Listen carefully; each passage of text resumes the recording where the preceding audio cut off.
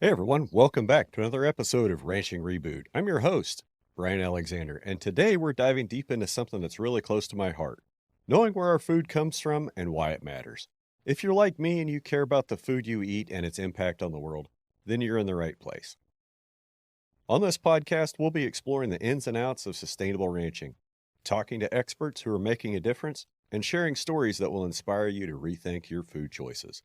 We've got some amazing guests lined up coming up soon who are leading the charge in regenerative agriculture, improving animal welfare, and fostering stronger communities. But first, let's just chat a bit about why this topic is so important. You know, we live in a world where convenience often trumps quality and transparency. It's easy to grab a quick bite without thinking where it came from or how it was produced. But with more and more people, especially millennials just like you, we're starting to ask those critical questions. We want to connect the dots between our plates and the planet, between our meals and meaningful change. Today's episode is sponsored by Wild Ass Soap Company. My friends of the Harris family at Wild Ass Soap Company live the regenerative life, making soap and growing potatoes. You can't use a potato to wash your body, but you can use beef tallow-based soap from Wild Ass Soap Company to keep your body clean. Their soap keeps me clean, it lathers up great, and it smells awesome.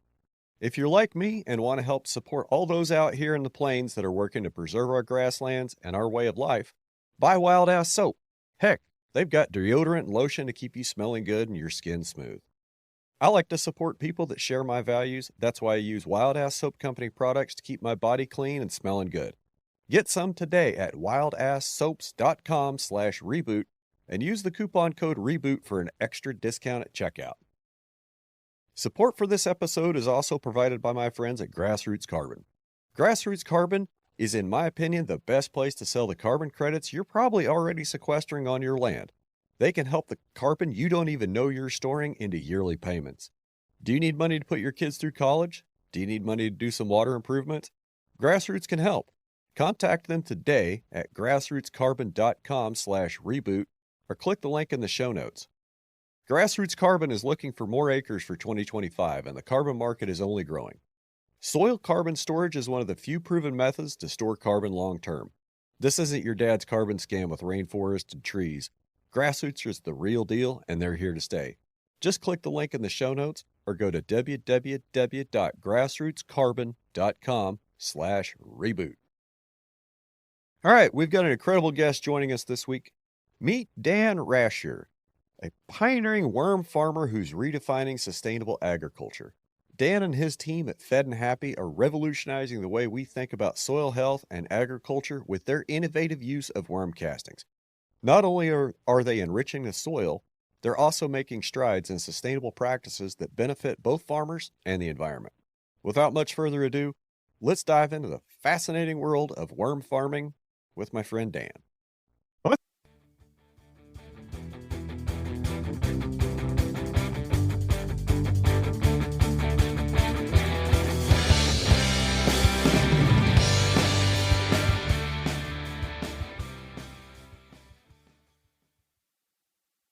I think we're up. I think we're going. How are you today, Dan? Pretty good. Yourself? I'm not bad. Had that nice little rain shower last night, so I think life is going to be good today. Kind of looking pretty good for the back end of summer, I think. Well, life is good. These rains have been nice. Yeah, they have, and not everybody's gotten them. Some of my neighbors have kind of come up a little bit short on the last few rains, but I think we're doing okay, and most of the neighbors are doing okay. Are you guys all right up there around Hutchinson? Hutchinson's been pretty good. It was pretty spotty earlier in the season, but these rainstorms recently have been big enough that we've been catching quite a bit of rain. Well, good deal. Good deal. So tell us a little bit about what you do. So we raise worms and then produce from there organic fertilizers, extracts. I also work with some biochars, different blends. And then from those worm castings, we blend that, cut it, screen it for different applications, whether that be direct application onto a pasture, in furrow applications, broadcast, going under sod. So if it grows, we've got an application method for it, whether that be liquid or granular. So you're a worm farmer. We are a worm farmer. Okay. I got to know, how did you get into worm farming? No, honestly, I was having a bad day. Um, and I was thinking about soil, and I was thinking like, well, how did I learn about soil? And my great grandfather was a fisherman. Um, and when he'd get home from fishing, he would throw the night crawlers in the backyard. Well, by time, and he built the houses that I grew up in at that point. And by the time I was old enough, um, the tree area that my dirt box and play area was at was just loaded with night crawlers. And my mom's a horticulturist as well. And so she taught me about lasagna compost. And honestly, at that point, I hated compost. Like, because compost just meant yucky, sticky work, spreading out grass clippings and all that. But that's how I learned about soil. And so from there, I was having a bad day, thought about worms and got some, did a small bin, kind of let it set aside. And then several months later, started buying some worms and breeding. And so really looked at our husbandry and looked at where we bought the worms from and how they reacted. And so what were they fed and how did they react from a breeding perspective? And so our husbandry all came from that early breeding aspect and seeing that some of the corn meals, some of the GMOs, some of the glyphosates that were in that food and how quickly it impacted the reproduction rate of the worms. And that drove. And so every week I was cooking a scrumptious meal. That first year I got a truckload of pumpkins. So I would have pumpkins and I had a brewer's grain, oats, and every week I would fire up the oven. I'd make scrumptious meals for them and then spread it on the bins. So we got to about 1,000 breeding bins.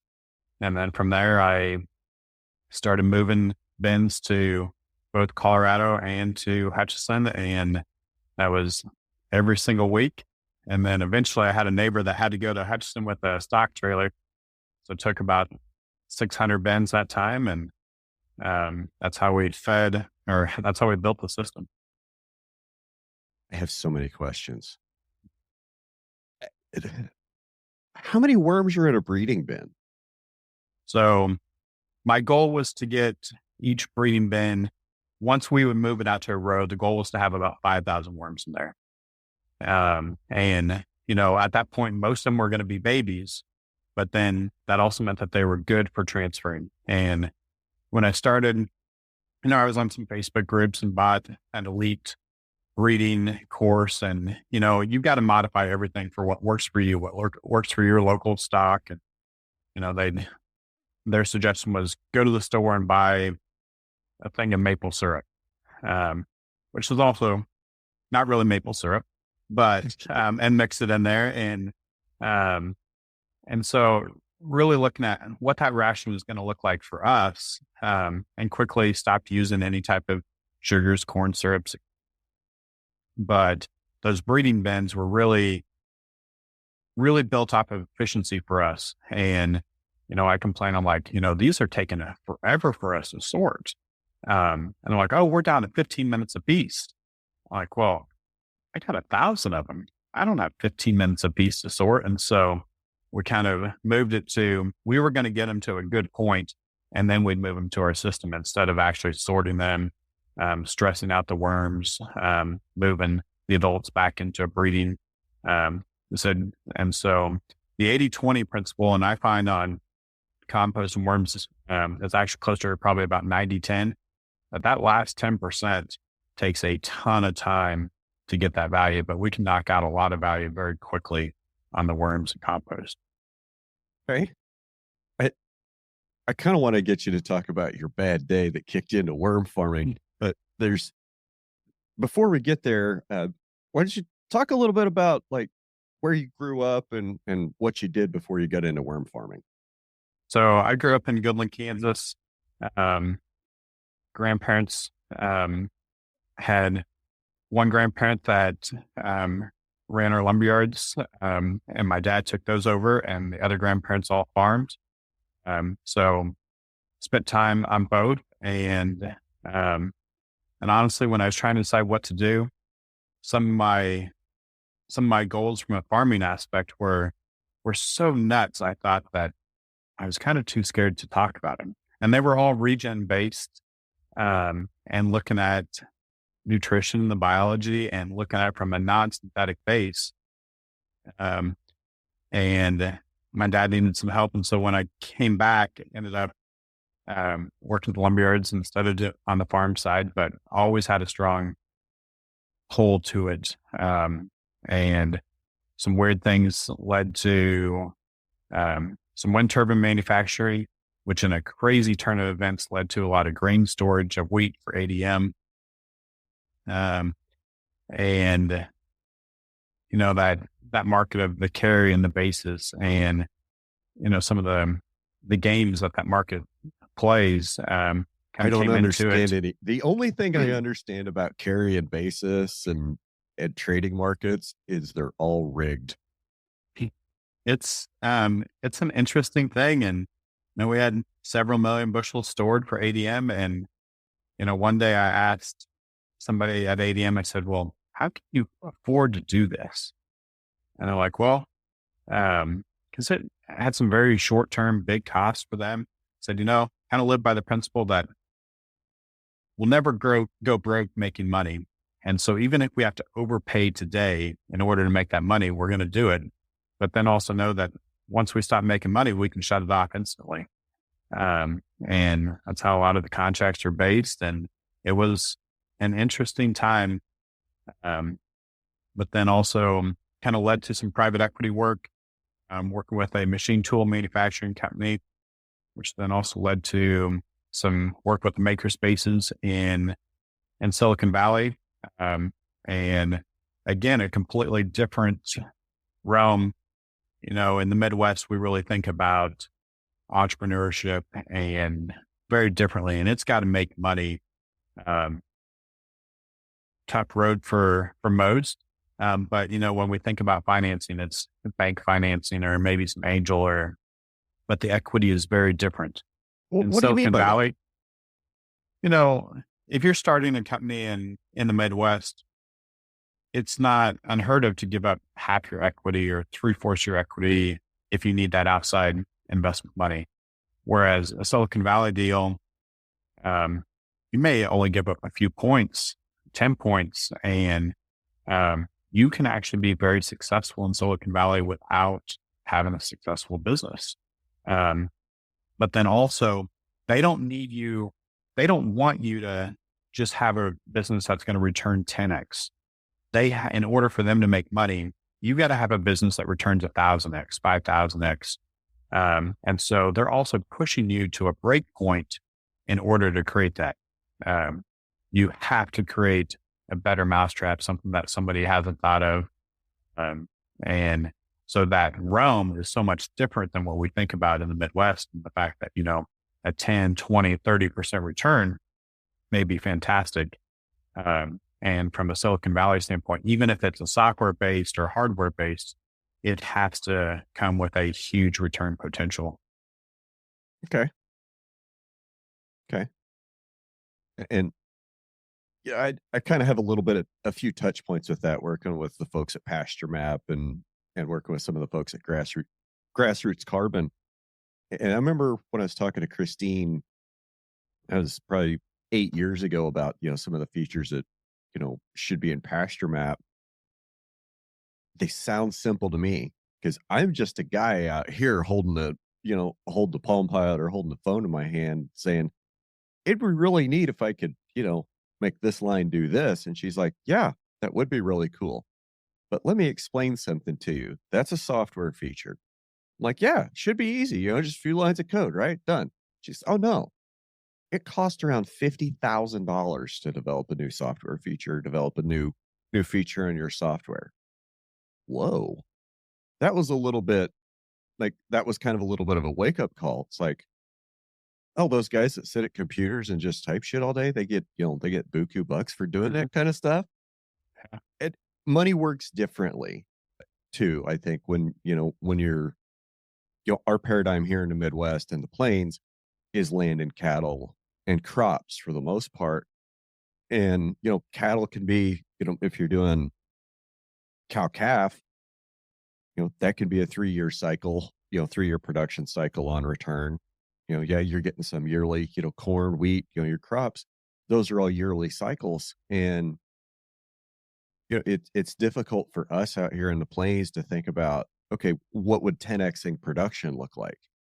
Much less what's 100 or 1,000x return look like on this investment, because that's just kind of almost a foreign concept to some of us. We're lucky, like, okay, I'll make this investment and hopefully it'll pay off this year and definitely by next year.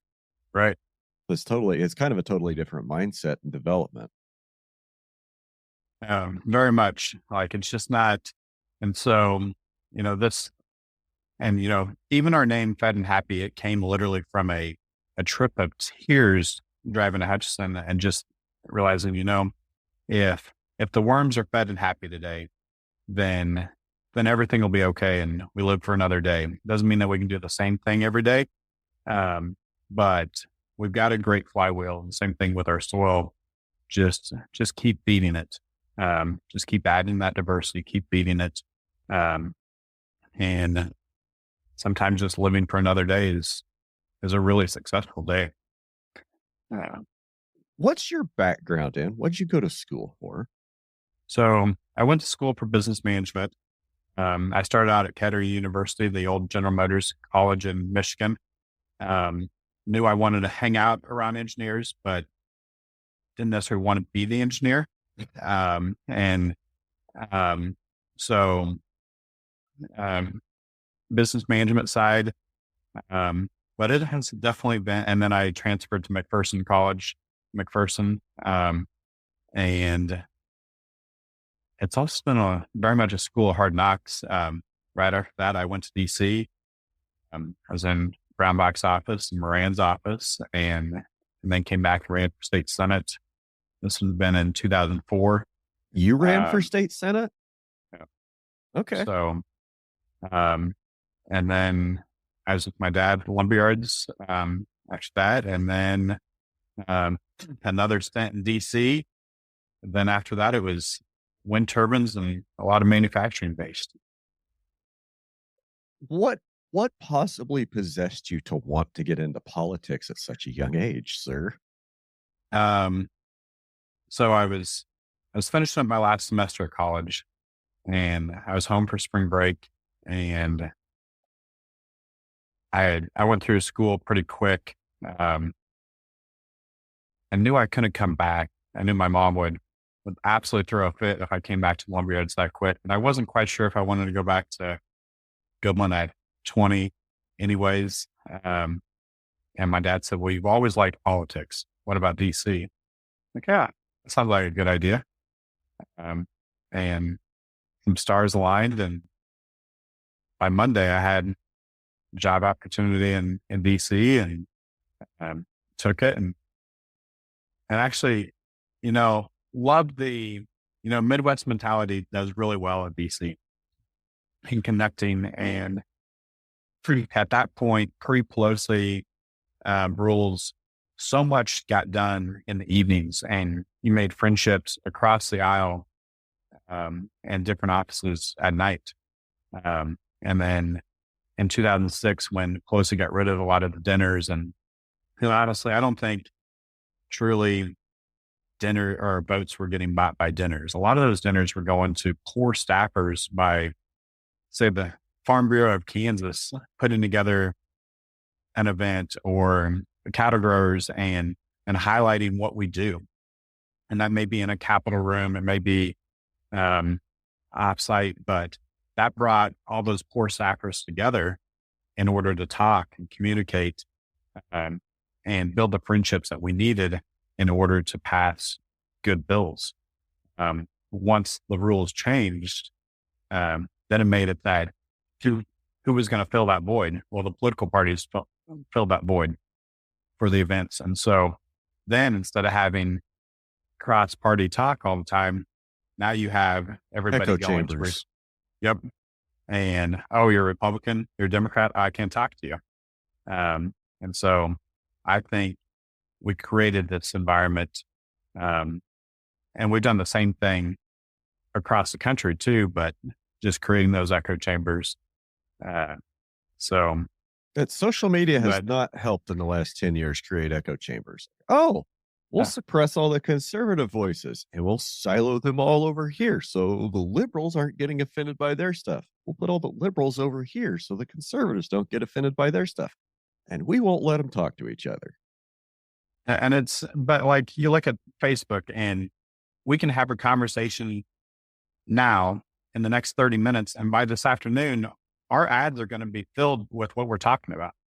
Ugh. Um, and so it's very obvious that yes, they're listening to our microphones and all that and building their algorithms based off of it. But, um, but on the politics, like I still believe that good people need to do good things and we need good voices there. And if we don't have good voices, then we're kind of left to whatever we get. I've heard that the staffers in DC for the Congress critters they're the ones that have the power. They're the ones that you have to reach to be able to get your message to the person that's actually sitting in the office. Is Oh, that true? absolutely. Yeah. Having good relationships with staffs, is, is paramount. I mean, you may have a member of Congress that has very little political experience before they're elected.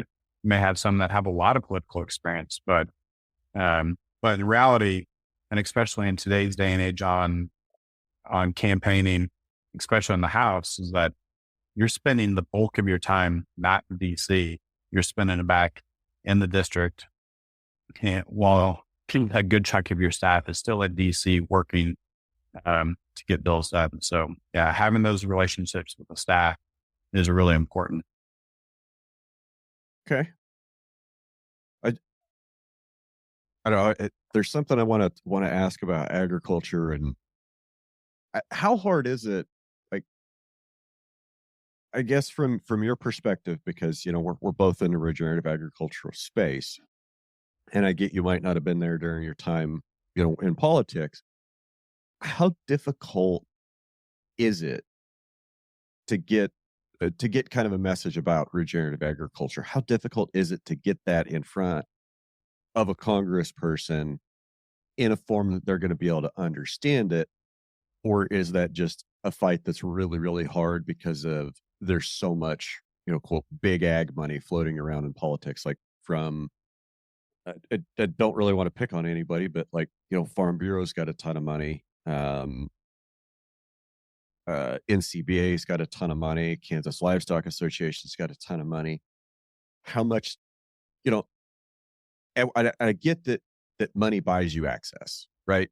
Like you got to kind of have a few dollars to get in the door. You got to be able to donate some money, or you're not going to get the time of day. So, what kind of challenges are there, and maybe what are some ways that we can overcome them by getting in getting politicians to understand the message of regenerative agriculture and how damaging the current system is? So I actually think it starts with us, and that even though agriculture provides a tremendous amount of GDP, and obviously if we don't eat, we all die. But I think we spend too much time fighting each other, and we need to be a little bit more open within our own communities, and within the ag community of different principles. And I think if we can start turning heads within our own groups, and that, hey, not everybody's going to do it regeneratively, but it has a place. Then I think we become a much more unified voice, and we start getting things done, um, in Congress, in cities, in our state capitals as well. Um, I personally don't think, I think ag as a whole is very underrepresented. I mean, look at the farm bill. It's not a farm bill. It's a welfare bill. It's a food stamp bill. Right. And But so, but you can argue though that that's like second or third order support for American farmers. But is it really? Because I remember food stamps growing up. Like, eh, my family didn't participate, but it was kind of like, you know, if you're really, really poor, you're on food stamps, and it was mostly ingredients, right? Right. And I seem to remember, gosh, it might have even been close to 20 years ago, 15 or 20 years ago, when they opened up the food stamp program. Like that, I think that was also kind of when they introduced the WIC thing, which is for women, infants, and children to get like peanut butter, milk, and cheese and things like that, which is great. No problem with that. The part that I have a problem with is when you can go to the store and use your food stamp dollars and buy ultra processed food and buy sugary drinks that are loaded with sugar and high fructose corn syrup. I have a problem with that because Right. these ultra processed foods and foods that are loaded with corn syrup and sugar are making us sick. So we've got a USDA food pyramid that puts out the recommended diet. If you eat that recommended diet, you're going to eat a lot of carbs, a lot of sugar, not a lot of meats, not a lot of proteins, not a lot of healthy fats. And you're probably going to end up fat, sick, and diabetic and dependent on the healthcare industry, which is another government cluster. So the other aspect from the regenerative aspect, and I was at Farm Progress yesterday, um, and thinking about it, I think it's with food. That if we want regenerative ag, we need to be doing it with food and our cities as well. We've got a runoff problem at our cities that is far worse than what we have on the ag basis. Um, and so pushing more regenerative practices from a city perspective, I think create some different opportunities, some different talking points that we're missing right now. But we need to be spearheading that. We shouldn't be letting somebody else go and take those talking points and create them on their own. Well, what does that look like for you? What is when you say bring regenerative agriculture into the cities to help solve the runoff problem? What do you mean by that? Well, for us, it is, you know, if you use the worm cat seeds that we produce on your lawn, you're going to see probably a doubling to tripling of your respiration rate within a matter of weeks. You're going to see a better root system. Your water absorption is probably going to double to triple within that first season. And then your need for any nitrogen or any other winterizer, you're going to still need some essential minerals. But most of your synthetics are going to go away entirely. You're not going to need that fungicide. You're not going to need the pesticide. Um, and it just becomes a much healthier system. So that's So when you're we not get our saying lawns tear up back your to basic. you're not saying tear up the lawn to plant food necessarily. You're saying just throw some worm castings on your lawn, improve the biology, improve the moisture infiltration rate, and that's all helps solve problems. I look at the reality of things is that should everybody have a garden, even if they live in the city? Absolutely. But in the reality of things, gardens take work. Um, and It's not practical for everybody. right. And they don't have a desire. And, even on a small home garden, you still have to avoid the monocropping. And when you have that monocropping or that tomato plant, if you're not doing things to protect it, you're going to have issues. Um, and so I think where we can, but also acknowledge that not everybody's going to have a garden. And the reality, a very small percentage of people are going to tear up their, their lawn and put in a native grass. The other aspect too is that if we have a choice between a non-native grass, but still a green grass versus astroturf, I'd much rather have a green grass versus astroturf any day of the week. Than anything that we can do to be reducing these heat domes within our cities, I think is important. Yeah, that's a good point. You know, and if we, I feel like if we really want to reduce the heat domes in cities, we really need to rethink how we build cities instead of paving over everything and putting concrete, glass, and steel. Having some more green spots. That's probably a bigger engineering conversation. I want to circle back. You mentioned earlier a comment about learning how to feed the worms and feeding the worms a diet that, had some chemical residue in it. Talk about that for a little bit. Like what did you learn about how the worms metabolize these chemicals that are in our soil? So, um, first off, never been this anti-glyphosate, obviously use Roundup. But it was what I saw from the biology that really drove me more than anything. And knowing that our soils and our microbiology, it can break down residuals, it can break down glyphosates differently at different points within the system. And what we found for our biology that we use, which I believe is as diverse as we can make it, or no, I take that back. We're always working to make it more diverse, but I believe we have an incredibly diverse system within our worm beds. And so when we put something that was very heavy glyphosate laden on the surface of our worm bed, it would stunt the growth if the worms did survive. But also in some cases, if we'd have a little test bed that we do, say 2 foot by 2 foot, there was several times within 6 weeks, we wouldn't have any biology left in that area. Now, if we incorporate it into the soil, into the bed, then is the system as a whole able to attack that and break it down? And in some cases, have I seen even some forever chemicals or what we classify as forever chemicals get broken down and neutralized to some extent? Yes.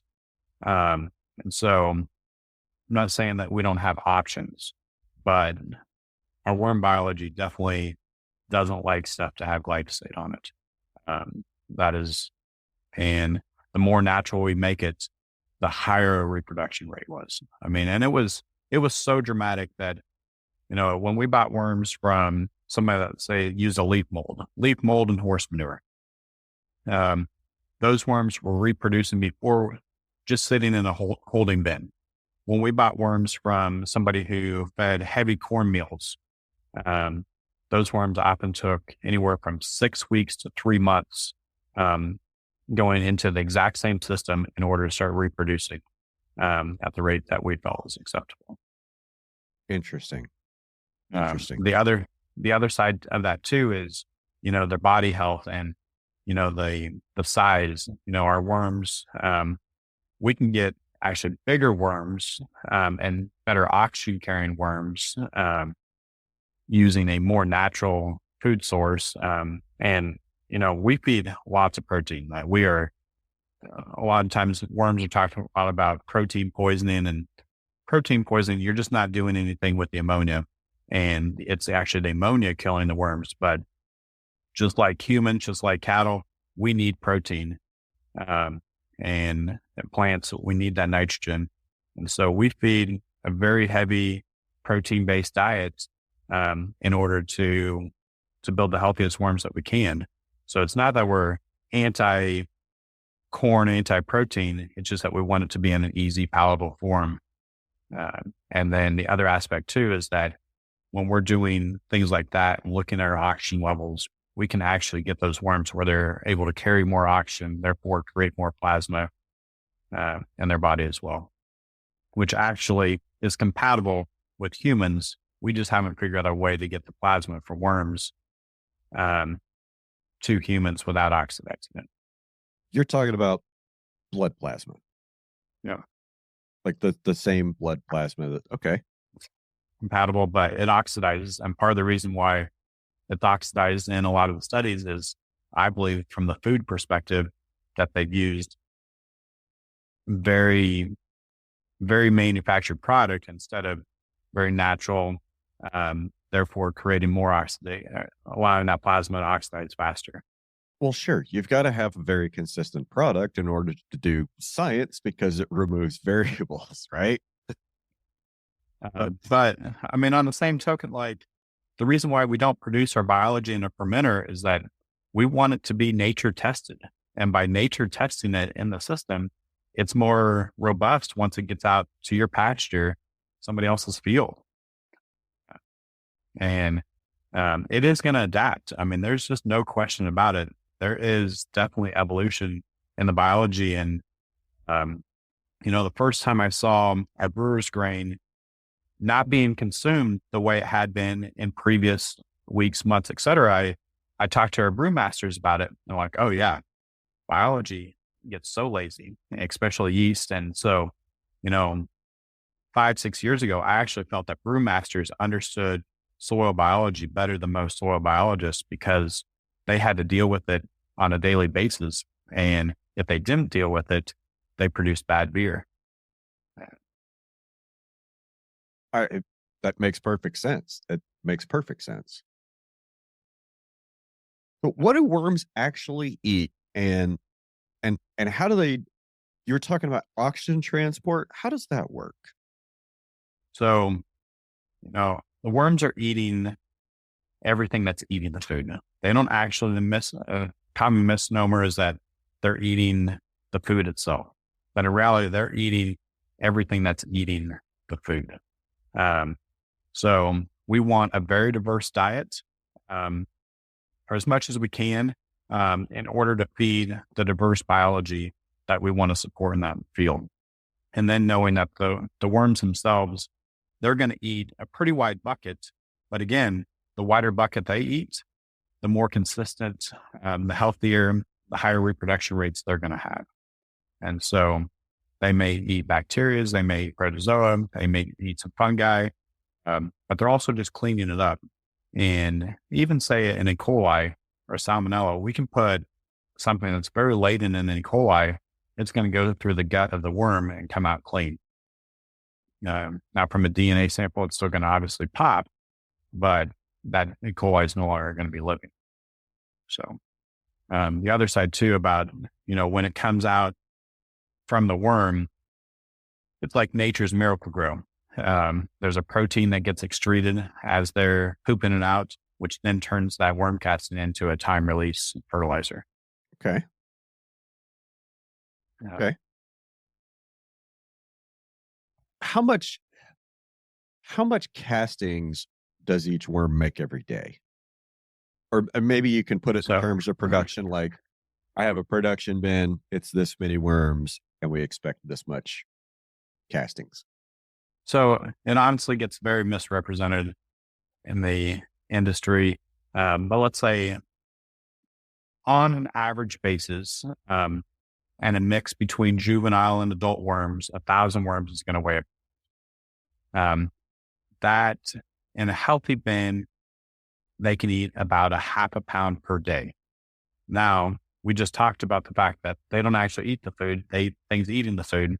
So it's really the biology on a healthy bin can eat about a pound a day. And then the worms keep that stable. Because the other side too is you don't keep that in check, especially on the bacteria side, then the bacteria is going to run rampant, produce too much heat, overconsume the food, and kill your diversity. Okay. So, and the other aspect is that you don't need pure worm castings in order to be great for your garden. Oftentimes, having that mix and having a little bit of food left over, if it's stabilized, can be very beneficial because then you're supporting all that biodiversity. If you run a system until there's no food left and it's all worm poop, well, then as time goes on, your diversity is just going to keep getting lower and lower and lower as things drop out in the cycle. Okay. That all makes sense. They may look great, but they may have significantly lost value. Okay. So where would somebody start with worm casting? Somebody that is in a full conventional, full production commodity system, like just trying to max out corn, soybeans, spray at everything and trying to hit record yield every year. At the seed level, I believe that the biggest impact spot is either seed treat or in furrow. Most of our seeds still have a seed treatment on them, but within furrow, you're going to significantly increase that germination rate. Your first 6 weeks of growth are going to be stronger. But also, you can't look at it as a vacuum either. You need to look at it in relation to everything else that's going on in the environment. This year we saw, from I'd say November until Marchish, we saw a lot of things going on with biology where I felt like the biology was holding it back because the environment wasn't quite right. It was either too cold, too hot. We didn't have enough moisture. And so on wheat, wheat this year obviously was pretty advanced. People were really worried about freeze damage, and wasn't that it was that we're going to have a freeze that was so much earlier than normal. It's just that, or so much later than normal. It was just the fact that our wheat was ahead on the crops that had more in fur, or the wheat that had more in furrow in it. We saw where it actually was stabilizing that wheat and holding it back a little bit. So not to say that foliars don't have a great ROI, but find that the more you can get in at the seed level, seed treat, or in furrow, that's where you're going to get your biggest impact. I feel like there's a bunch of guys out there that are just going, in furrow, seed treat, and they know what that means. So how do you treat seeds with worm castings? So we've got, we make a mix. We make both a liquid mix and a dry mix. So our liquid mix is inoculated with biochars, fungi, liquid algae, more biology, castings, fish, tiny bit of kelp in there too, and protozoa.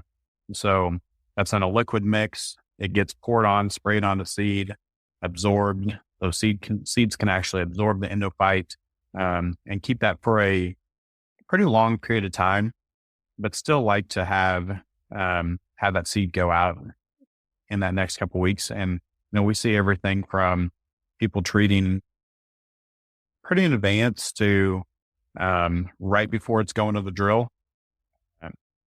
And just I always find that all this stuff, our biggest obstacle isn't actually it's Murphy's Law. And it's these things that we don't anticipate. It's the phone call that we get while we're going. It's the tractor breakdown after we just filled up our liquid tank and we have no agitation in it and things settle out. So really accommodating for Murphy's Law is the thing that we're always driving for. And then, so we talked just a tiny bit about the liquid, and then we can seed treat with the granular as well. We have one specific mix that, again, a little bit higher in inoculated biochar, and we start inoculated biochar in our casting from day one. Find that naked biochar is very detrimental to the soil, but if we can load that up with our goodies, then it's really starts cycling a lot more nutrients, it's more beneficial to the water absorption, the water cycle.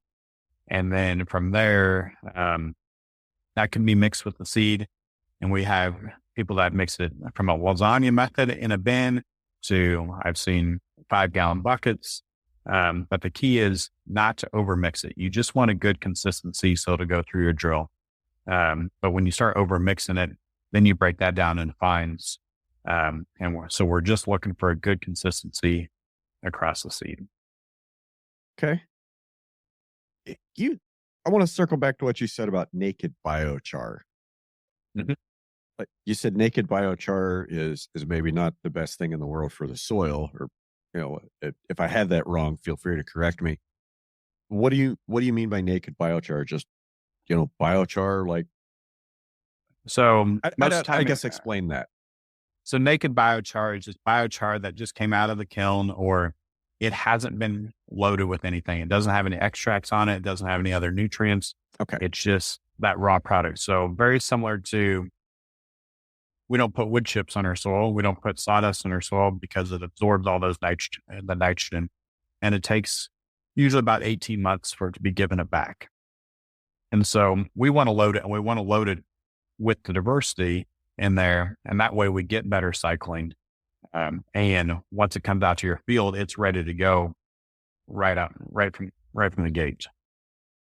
If you put out naked biochar in your field, you should fully expect that you're going to have and nutrient sink, should be predictable. But obviously everybody's soils are different. And it's going to suck up those nutrients until it's loaded.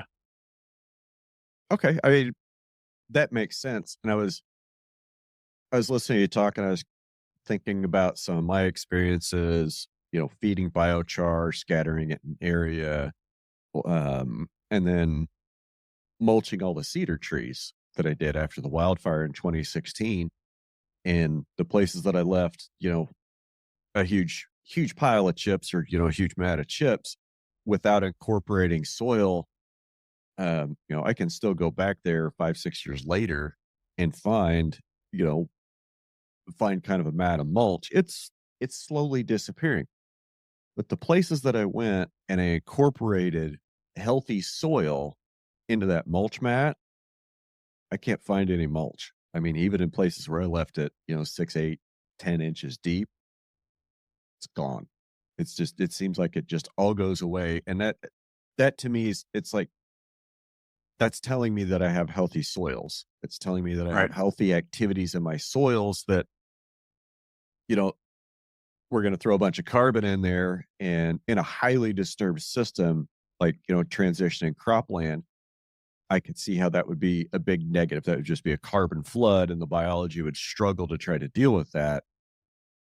And I'm not saying that, like, my soils and microbes are starved for that, but when that when that bounty of carbon and organic matter showed up, it was ready to take advantage of it. Right. And so the other thing we have to look at on our woods too is the fact that, anything that's used for a fence post, um, usually try to, Osage orange is probably an exception to this, but anything that's used for a fence post, like a cedar or redwood, um, they've got oils in there meant to be antifungal. So again, going to that healthy soil, with time, they broke it down. Um, but again, it was incorporated and just slowly kept attacking and attacking it. Something probably consumed the oil. Once that oil was consumed, then the rest of the cedar could go. You plant a cedar tree, you try to make a fence post out of a cedar tree, and it'll rot off in 5 years. But you don't hardly ever see the dang things rotting in the Right. pasture. They've got to be 70, 80 years old, and get dirt and bark inclusions where they really get sick and die. But boy, it'd sure be nice if cedar trees in the wild lasted about as long as they do if you plant them as a fence post. Right. I I, Uh, I won't use cedar for fence posts. I'll use hedge, um, and I'll use creosoted post, and that's it. Now the Osage orange I found kind of interesting. We had an opportunity where we got a ton of Osage, um, probably 4 or 5 years ago, and um, it's amazing how fast it loses its color. Um, but then some of the rest of the breakdown kind of stops. But then you throw the biology on it, and the biology goes nuts on an Osage orange. Uh, uh, Interesting. I'll have to think about why. And I have noticed, you cut down Osage orange hedge tree for, some of the rest of us. You get that nice orange color. You let it cure for 6 to 9 months, and it's almost steel gray. And mhm. it's not just on the end. You can resplit that, and that steel gray color is almost shot all the way through a piece of wood. And I've always kind of wondered about that. Now, talking about the oils, I was thinking about, there's probably a huge difference between that tree growing naturally in the soil and how it's interacting with the soil versus when we make it into a post and just stick it in the dirt. Correct. And also, our moisture levels, humidity is going to adjust that too. If it's really dry and that thing's drying out fast, those oils are going to be impacted much faster too. Yeah, for sure. Sure. What else would you use worm castings for? So, um, outside of the ag, um, we also make worm casting soap. Um, and it opens up skin pores, pretty much eliminates acne, kills your skin mites. Um, and it was kind of a random message that we got from somebody that ran a cosmetics company based out of worm castings out of Israel. And they were thinking about using our castings for cosmetics within the US. Um, they decided to stay retired, but kind of took that and made some soap out of it. Okay. That's that's interesting. That's a very interesting how that connection was made. And Do you know my friends the Harris family at Wild Ass Soap Company? we met at one of the shows. Yeah. Have you tried working with them? I don't think they've made any soap with us at this point. Well, I'll have to talk to Justin and see if I can't Yeah. get him recalibrated. And then on the cattle side, because we have the biochar and the castings, we've got a couple producers that they added in their daily ration just from a microbe perspective as well. Not a huge amount, just enough to get that in there. Makes the manure more valuable, but also helps on the gut of the cows too. I Now that's interesting. I'd be interested to hear more about that if there's any tangible results, and not necessarily in gains, because I know everybody Mhm. wants to talk about gains. Oh, did you get another pound a day? Did you get another half pound a day? I'd be more interested in what the biology is doing coming out of the back of the cow. Maybe are dung beetles preferring that more? Does it break down faster? Does it break down slower? That's what I would be kind of. That's what I'd want to know. Everybody else in the world's probably going to want to know. Does it help them gain better? Will it Right. make money? I would assume on the pasture, and it's still, I think we're probably only 6 months into that test, but I would assume on the pasture side that it's going to break down faster. I mean, uh, break down faster, or just be more nutritionally available to the grass. And that makes sense. That makes a lot of sense. Well, something I've been curious about for a while, and if you don't know the answer, that's okay, is it's my understanding that a lot of the earthworms we have in North America are actually invasive species. Can you talk about native versus introduced worms in North America? Any? And most of our worms did come from Europe. Um, others came about after glaciers. Um, but as a whole, yes, they say that most of our worms are non-native. But there's also debate on when they actually came about too. Uh, okay, I have a good one for this. So Alan Savory, I'll credit him for helping me start down this line of thinking. So when Holistic Management Third Edition came out, there was a part on it where he talked about native versus invasive species. And the line of thinking is how long does something need to be present in an environment before it's accepted as native or indigenous? Another way to look at this is what's the difference between an archaeologist and a grave robber? Couple hundred years, right? Mm-hmm. So I think that's really all it is. It's time. I think throughout the history of this planet, if we could go back and have our perfect observation bubble at 30,000 feet and watch the last several million years of evolution across this planet, I think what we would see is we would see periods of ecosystem stability, and then we'd see periods of rapid ecosystem change, whether that's due to an environmental factor, whether that's due to a novel plant evolving and evolving into a niche and then taking over and changing entire ecosystems. So I think the argument about native plants versus invasive plants, how long does something have to be here before it is native? How long do we have to be somewhere before we're considered natives, right? Or do we just have to be here long enough somebody else tries to come take our shit, we're like, no, we're the natives here now. I mean, so it's interesting how that mindset kind of develops. At you know, I guess that's just my take. It's just a matter of time, the difference between native and invasive species. The time and storytelling, like um, storytelling on the benefits, because we're not having the same conversation. I mean, we're talking about worms and what they do to our soil, but we don't have the same conversation about a fertilizer, whether it be native or not. Um, so telling the story, telling the benefits, what are our downsides, what are upsides?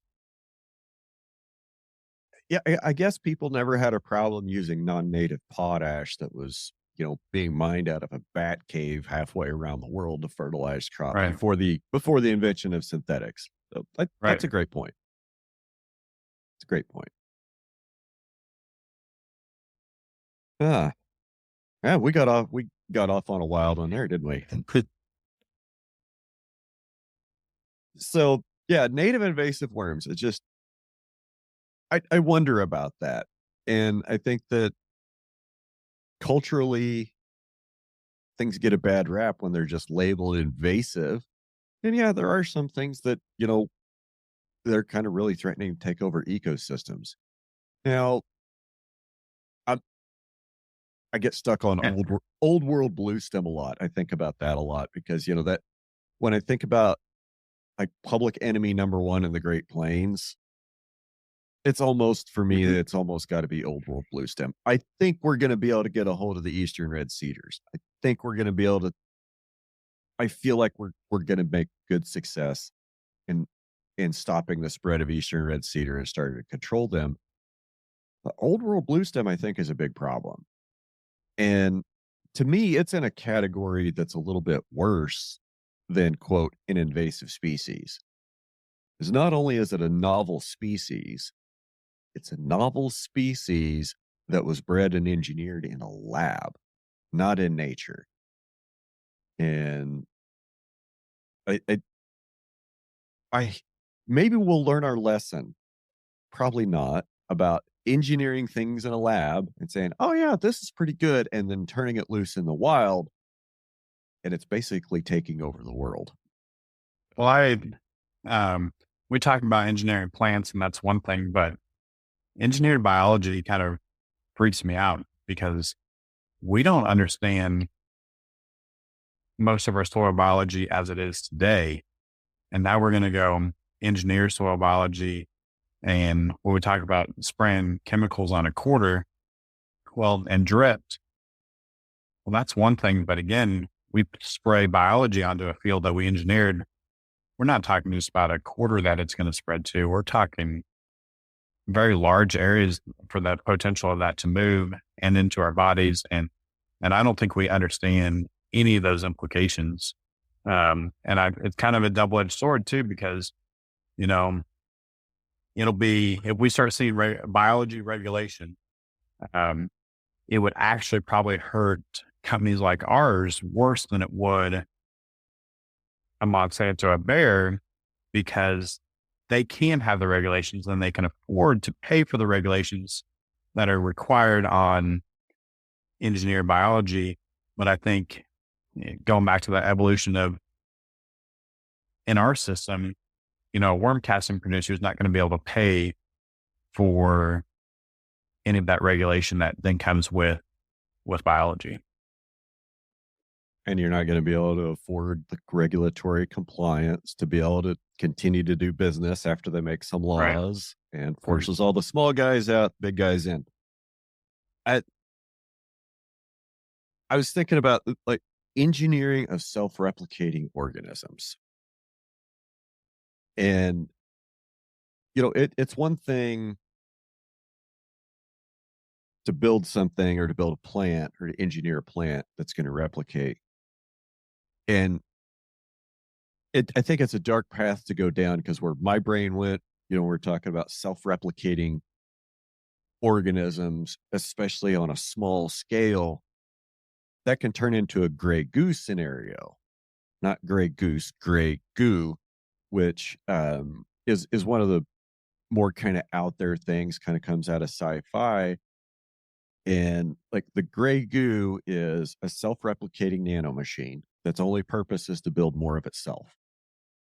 And eventually, you know, like let's just say first we develop a nanomachine to go target a certain species of tree. Okay. And it's going to go self-replicate. So we turn that loose out of the lab. That's fine. What's the worst thing that could possibly happen?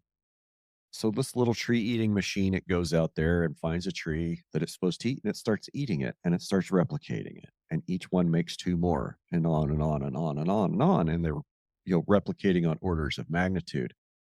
We'll say somewhere in there, there's a transcription error in the programming. And now instead of just eating the tree that they were engineered to eat, maybe that transcription error said, now eat all trees. Now they have a virtually unlimited food source. And they start to reproduce out of control.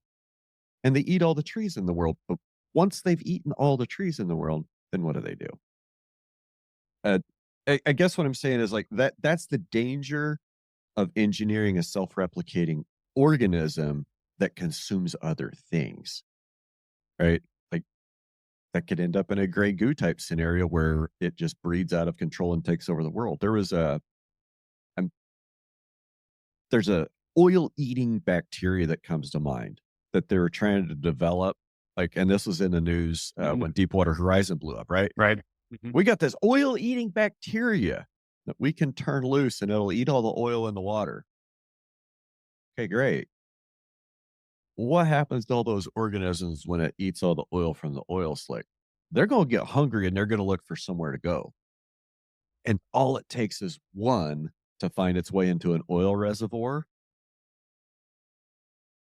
And it starts eating the oil inside the Earth's crust. Well, that's a good scenario to have, especially if we're moving into a world with less available oil. So that there's scary things that we can invent real quick. And you said transcription error. And yeah, I don't even see it as necessarily a transcription error.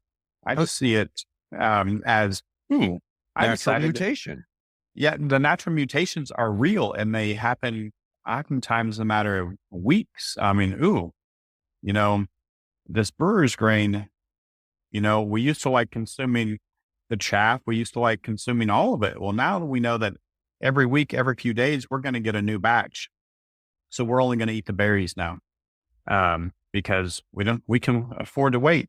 And that's a very real scenario. And so same thing on the trees that, they're going to find something else that they like or close enough. And yeah, we've got a problem. Hopefully we'll never have to deal with that. So I think it's very much in our lifetime that we're going to have to deal with. We're going to have to create a microorganism to fix the microorganism problem that we created. Okay. I would just circle back and I'd say I'm kind of worried about a gray goo type scenario or, releasing something into the wild that we lose control of.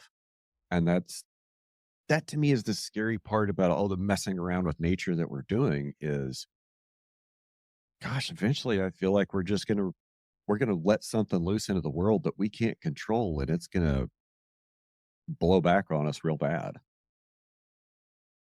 So, aphids. So my perspective on balance and even pest insects has changed a lot over the last several years.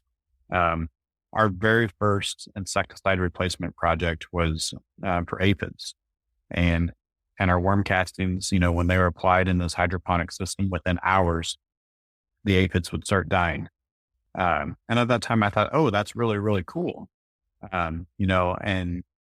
But the problem of why the aphids were coming, is the leaking synthetic nitrogen out of these plants.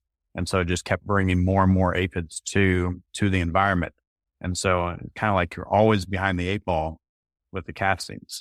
But in a more natural, non-hydroponic system, I've seen that, when we fertilize with the casting, so we have the extracts in furrow and we don't have an insecticide pass that kills everything, that we've got the beneficials, we've got the ladybugs, we've got the lacewings. Well, they actually need a few aphids in that system, but everything's in balance, and we're not leaking excess amount of nitrogen.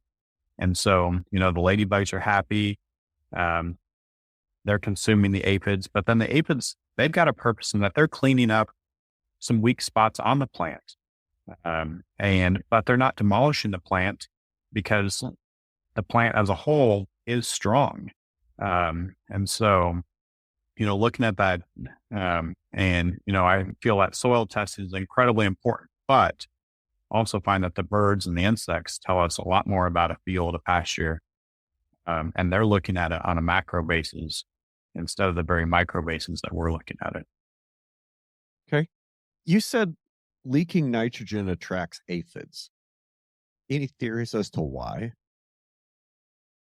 Easy food. Okay. I mean, they grow fast. They grow fast. They're looking for, just that easy food, and the plants may not be using that nitrogen quite as efficient as what it could be. Okay. So let's just say I have a conventional farmer friend. We'll call him Bob. I actually do have some conventional farmer friends. We're still on speaking terms. I try not to act shocked. If he's in, the typical corn, wheat, beans feed type system that most people in our area are in, and he listens to this and he calls you up and said, Dan, I heard you talk about worms on Ranching Reboot. How do I get started? What are you going to tell him? First, get started with the seed. And depending on where we're at in the season, let's say it is later in the season, so we may have a nematode problem to fix. We may have an aphid problem. And so if we start early, we're looking at it all from a proactive standpoint. And if we start later, then maybe a little bit of proactive, but we're probably in a reactive standpoint in that they've got a problem that they need help fixing, and they may or may not have been able to fix it with a synthetic solution. And honestly, as the season goes on, some stuff we can be very effective on, nematodes, aphids, etc. There's other things that, given that we don't have a balance already in the soil, and that plant is absorbing it, then timing may get a lot more critical on when we apply. Are we trying to go after a larva? And that I'll use weevils as an example. Yeah. That yes, we can kill weevils with an extract in the spring. It usually takes 2 applications because of hatching time. But the other side is if we can instead go and apply first in the fall, when that larva is getting, or when the eggs are getting set in those stems, we can be far more effective. And we've got nematodes within the extract that's actually going to eat that and then help that plant throughout the winter. And therefore, we've got a much lower kill rate that we need to do in the spring. So looking at where they're at and what their goals are they just trying to reduce inputs? Are they trying to reduce synthetics as a whole? What are their goals and what's driving them? That's the biggest thing. And, not all of our reasons are the same. For some growers, it's because they saw something in their hands that they don't like. For others, it's they're transitioning to organic or regen. For others, it's a market-based. Others, it's a problem. And so looking at why they're making the transition, and that's definitely not the same for everybody. I think that's a good point that kind of gets overlooked every once in a while is, okay, why are you trying to make this change? What's your end goal for making this change? You might be here because you're concerned about input costs today, but that's not the end of the line for you. Right. And Yeah. just because you use a starter or an extract in one place, it doesn't mean that you've eliminated. You may look at it from a very hybrid position too, that, okay, we're going to use an extract starter, then we're going to do a tissue or sap analysis. And we may come still back on with a 28% later in the season. That I believe that when you have good biology, your options open up. And that's why getting started on that furrow is so important. And especially in a time right now with lower commodity prices, and look at it from a wheat perspective, that, if we can get that wheat started really, really well, and then allow a farmer to delay some of those input decisions until later the season next year, they've got more financial options too. They've got still a healthy plant, but they have financial options that they didn't have to make in the fall. So. Okay, that makes sense. You've mentioned several times about soil testing. Now, obviously it'd be like a baseline beforehand, but how would you set up? I guess let's just go back to the previous kind of, hypothetical transitioning farmer. How would you recommend he set up his soil testing program, and what would you be looking for in those soil tests? So first, I would recognize the fact that we are an industry that uses non-statistically relevant data to make $1 million decisions every day. Say that again, please. So we love our non-statistical or relevant data. It's easy to manipulate it, and we do manipulate it. And oftentimes, what gets measured in our industry doesn't necessarily gets managed; it gets manipulated. Because we're not looking at a true picture. We're looking at the picture we wanted to create. And it doesn't matter if that's us testing worm castings, we're only testing grams, even though we may have thousands and thousands of tons. And so to expect that all of it's exactly the same is being naive. Same thing in our fields. And so, yes, obviously grid mapping is definitely helpful, but looking at that soil testing does not replace walking your fields. It's not replace walking your grass and using nature to our benefit. And what is nature telling us? And knowing that we've got a soil sample that's going to help us.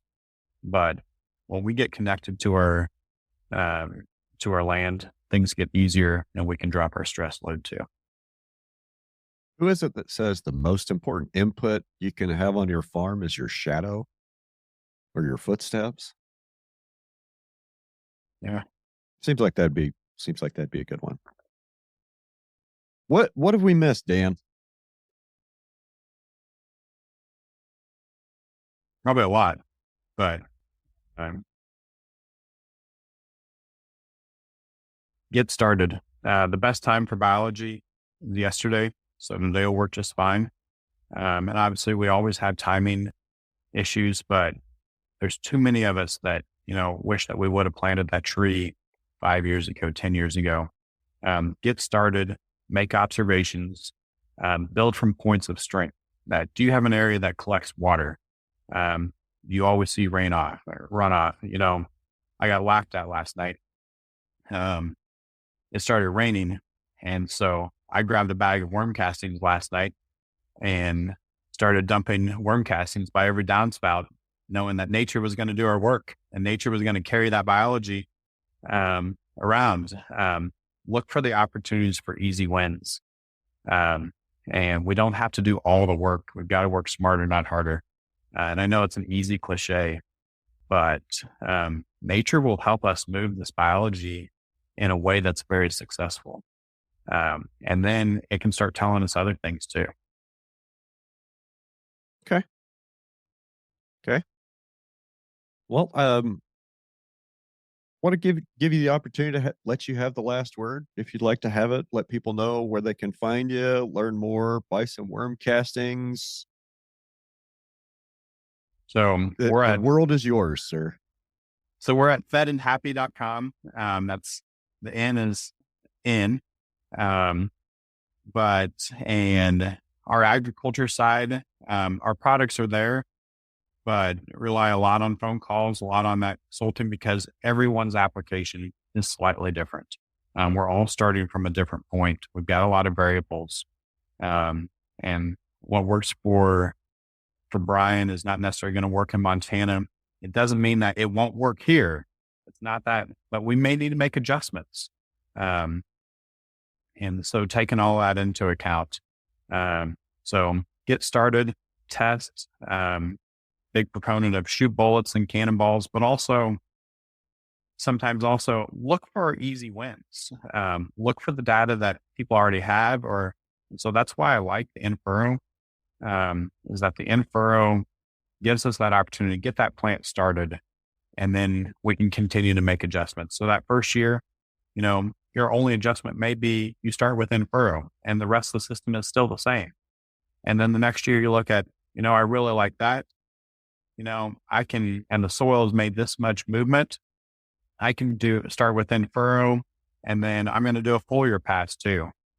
You don't have to take the whole apple in one bite. And we didn't get here in a day. We're not going to get to a foliar regen in a day either. The other aspect is that driving to zero is a foliar. We're not going to get to zero. And at the end of the day, especially as Americans, we're capitalists and we want to get as much yield as we can. And the drive to zero ends up leaving us exposed, doesn't save us any money at the end, and it puts the biology in a stressful position too. So don't be afraid to spend some money, even if you look at it as just good insurance for your fields as well. And I think the last thing is that biology is absorbed differently throughout the season. So an in-furrow diversity is going to be different than foliar diversity, and acknowledging that, and don't expect a silver bullet. I think that's a great place to end. There's no silver bullets that'll actually move you forward long term. It might feel good in the short term, but most of them are just going to be band-aids that are going to kind of hamper you in the long run. Yeah. All right. Dan from Fed and Happy, thanks for your time today. Sure appreciate you, buddy. Thank you, Brian. Yep. All right, gang. You guys have a great week. We'll see you.